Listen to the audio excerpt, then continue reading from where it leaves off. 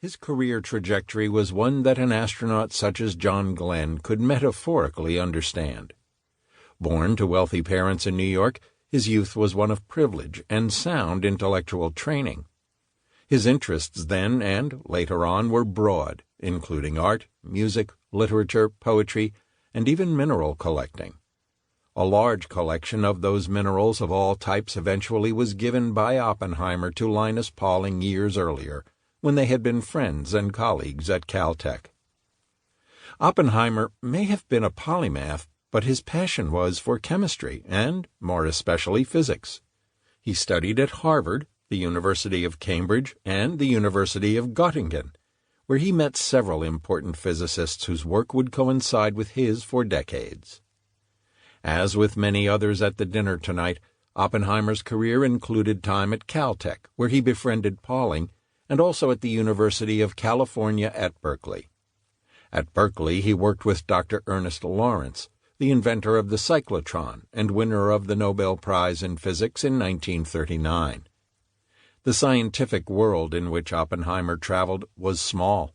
Indeed, Lawrence's secretary, Helen Griggs, had married Seaborg, and she was here tonight hosting a table in the Blue Room. There were other prominent theoretical physicists in the 1930s and 1940s, but Oppenheimer rose to international prominence through his brilliance, and also because General Leslie Groves, military head of the Manhattan Project, needed someone to run the top-secret atomic bomb project, which eventually was housed at Los Alamos, New Mexico. The burly, demanding Army engineer had surveyed the field of potential directors and chosen Oppenheimer as the best who was available. The physicist and the general initially met in October 1942, and for the next 3 years they forged a productive, if contentious, military-scientific partnership that produced the most awesome weapon in history. The high point of Oppenheimer's career, if not his life, took place on the early morning of July 16, 1945. There in the barren New Mexico desert, the ground shook, the sky exploded, the wind swirled, and the quiet was broken by a giant roar. The gadget was detonated for the first time. Trinity, long associated with religious connotations, was the code name for a new means of mass destruction. And the implications were immense. The 6-year global war would be brought to an end in 1 month. Robbie, who was there, recalls Oppenheimer's exhilaration. "I'll never forget the way he stepped out of the car. His walk was like high noon, this kind of strut. He had done it." Oppie later said, "We knew the world would not be the same."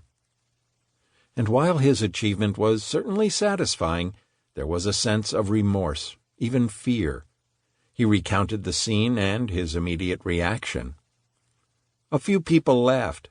A few people cried. Most people were silent. I remembered the line from the Hindu scripture, the Bhagavad Gita. Vishnu is trying to persuade the prince that he should do his duty, and to impress him takes on his multi-armed form and says, 'Now I am become death, the destroyer of worlds.'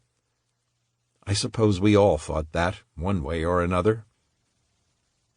The post-war years for Oppenheimer were challenging, sometimes because of his actions and sometimes because of vindictiveness. The difficulties could be characterized as personal, professional, and most especially political. Oppenheimer, who had made a fumbled pass at Ava Helen Pauling in the 1920s, had been an unfaithful husband to his wife Kitty, whom he married in 1940. There was an ill-fated affair with his longtime lover, Jean Tatlock, which continued during the war and ended with her suicide in 1944. After the war, his long-time friendship with Ruth Tallman, the wife of a Caltech associate, blossomed. Unfortunately for Oppenheimer, both of these affairs would have a negative impact on his career.